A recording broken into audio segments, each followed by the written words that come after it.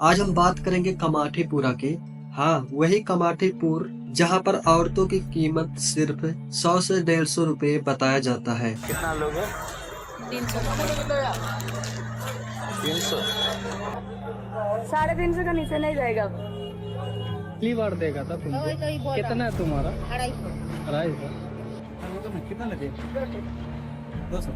और ऐसे ही कई शहरों का आज बात करेंगे जहाँ पर लोग 100 रुपए से 150 रुपए की मांग रखते हैं। जैसे मान लो बाजार में सब्जी लेने गए हो। हमारे माँ ने थोड़ी ये पैदा किया था कि भाई रोटी खाना में जाओ और धंधा करो बोल के। थोबड़ा बैंड कर दूंगा, एसिड फेंक दूंगा, ब्लेड मार दूंगा, दादागिरी से बातें। तो पुलिस के पास कंप्लेंट करने गया, मेरे को ही अंदर डाल दिया। Whenever I had a doubt and I used to go to school to ask, they used to tell me तू पढ़ लिख के क्या करेगी? तू रट्टी की बेटी है, तू रट्टी बनेगी।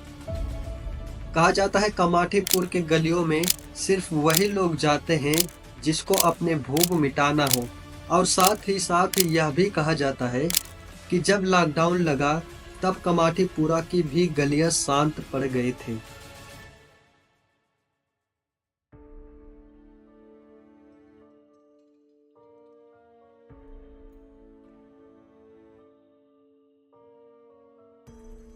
और यहाँ की प्रोस्टिट्यूट 10 रुपये के लिए भी तैयार थे अपना पेट भरने के लिए।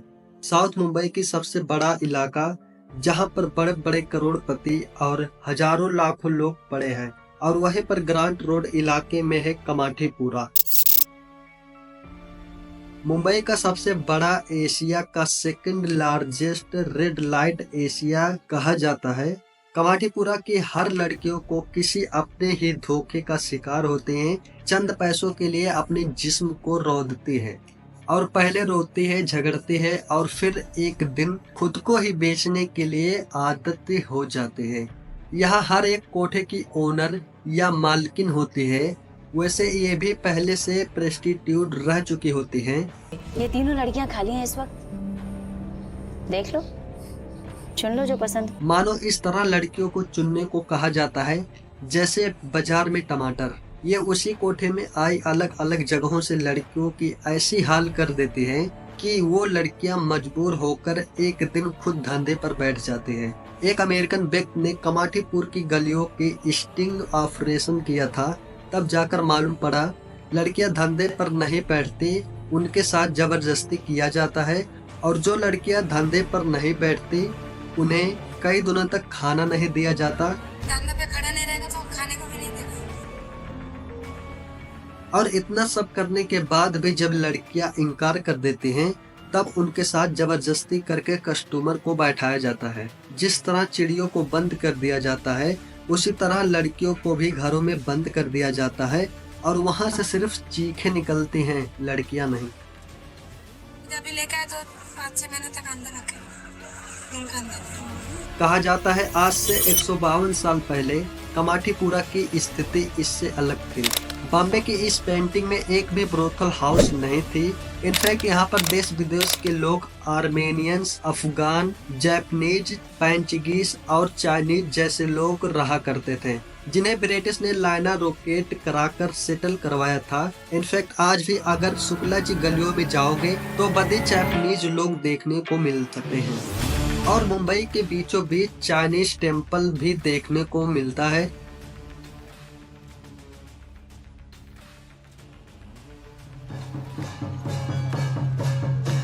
Ciao，李修尼，我的爸爸是中国人，我的妈妈是印度人。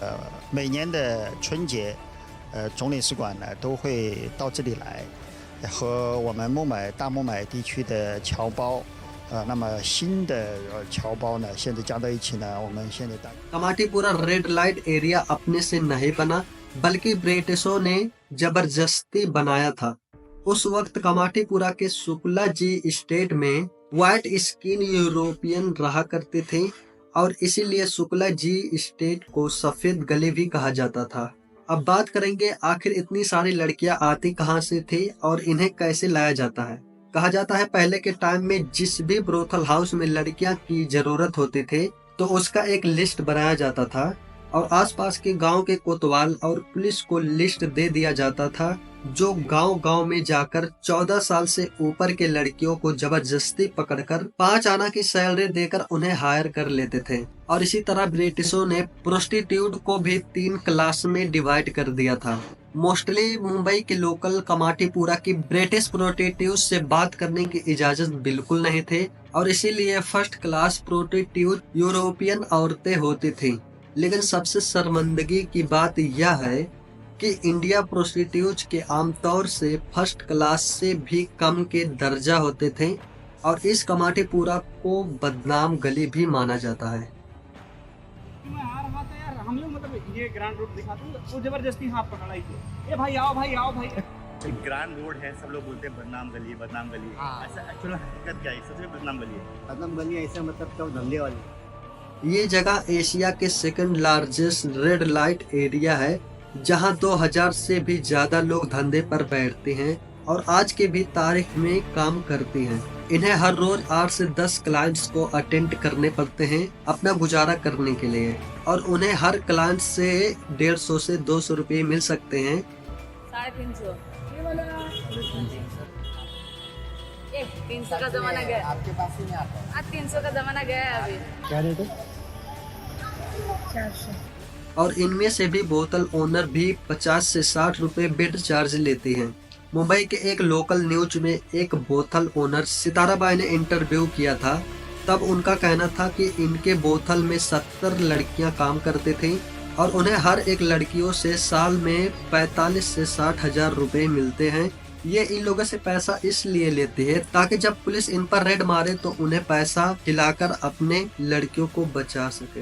और आज भी बांग्लादेश, नेपाल और इंडिया के कई गांवों से लड़कियों को मुंबई लाकर इलीगली बेचा जाता है। सोचने वाली बात यह है, जिस मुंबई को सपनों वाला शहर माना जाता है, वही शहर किसी को सपना को पल भर में तोड़ सकती है। कमाटीपुर एक बदनाम गली नहीं बल्कि एक जीता जागता साबूत है जो महिलाओं को एक कमोडिटी बनाकर उनका पोषण करता है। कुछ भी काम कर सकते हैं मैडम, कहीं पे भी कंपनी में जॉब कर सकती है, कुछ भी कर सकती है, थोड़ी बहुत पढ़ी लिखी हुई हूँ। The person who me put his feet on my neck and said, I deserve this because my mother is a sex worker. यह हमारा भी मानसिकता साबूत है जो इन महिलाओं को लाचार समझता है। समाज इसे स्वीकार करने से कतराता है। लोग इनकी एड्रेस से इनका भाव तौल लेते हैं। मुंबई का कमाटीपुरा, दिल्ली का जीवी रोड, कोलकाता का सोनागच्ची एड्रेस देखते ही बैंक लोन देना बंद कर देती है, मैनेजर जॉब देने से इनकार कर देता है और हम लोग सम्मान देने से।